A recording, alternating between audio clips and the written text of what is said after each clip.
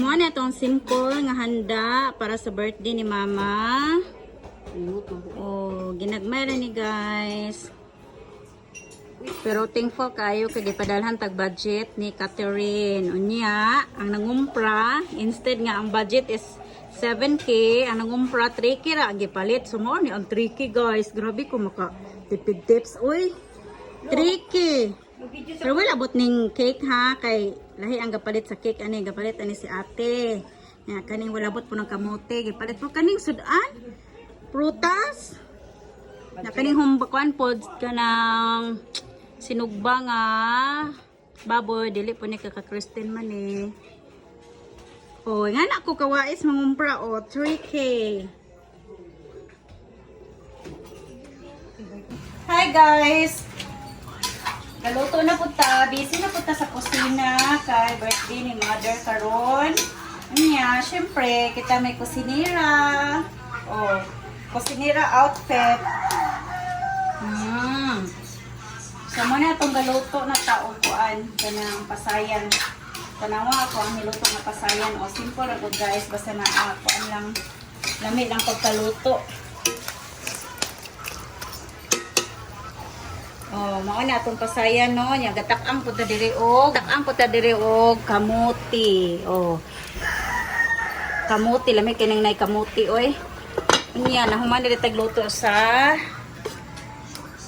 kuani siya, sabaw baka.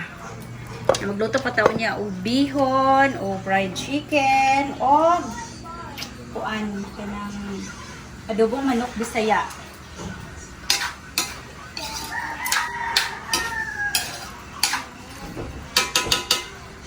Luto na niya ito ng haoman. Magluto na po ta og kuan. Bihon na po. No po, bisig kita og luto. So mo na ni gatak-ang na sa ato ang adobong Bisayang manok. So ato na ni papuksan. Anyway, ato na ni gimarinate gabi no, aron ready ta magluto karon. Nya, tapuban sa nato be. Nya, dapat ato ang kuan fried chicken. Init na siguro ning kaha. Ginihina na tag prito sa ato ang fried chicken. Oh.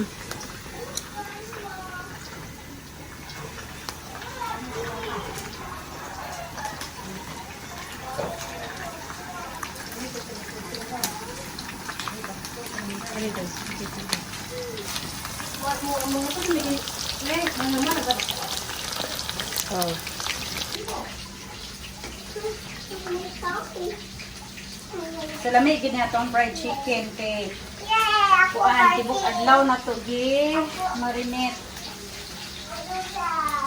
Dami jud kay basta ko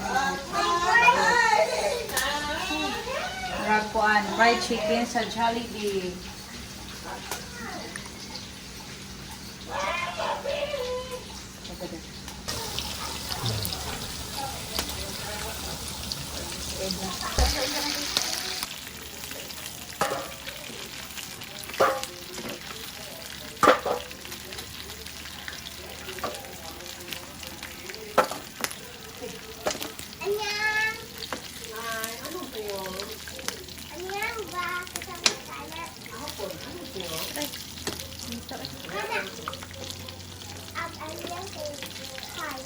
Oh, tanawa to ang fried chicken. Ngalami kayo, mag Jollibee. Oh.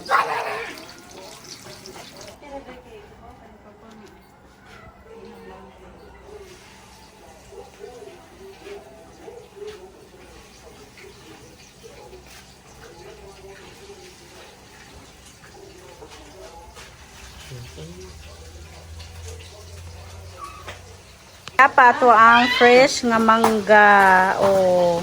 So ato ni sliceon para to ni panghimagas unya. Na dapat tay dagko kay nga lakatan oh. Kaya na be. Wow. Kapughat sa kamuti.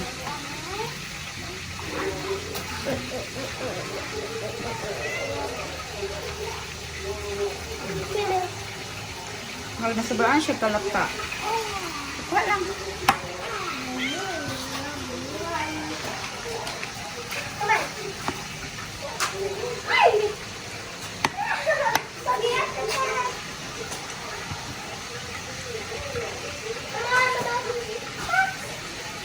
kamuti tops. Kamuti top. Cha! Ming!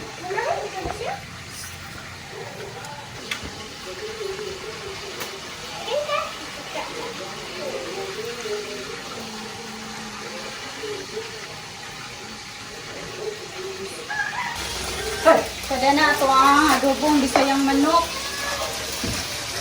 Pagkupos na ni Ugan sa napagod ng kaha o Manila saktong adobong manok kay kanang andyan kinaugat.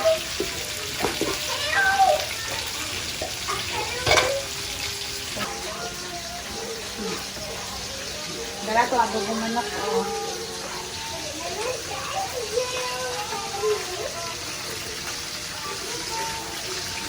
Di ko ano mo? Ito nakita ko. Atong tilawan.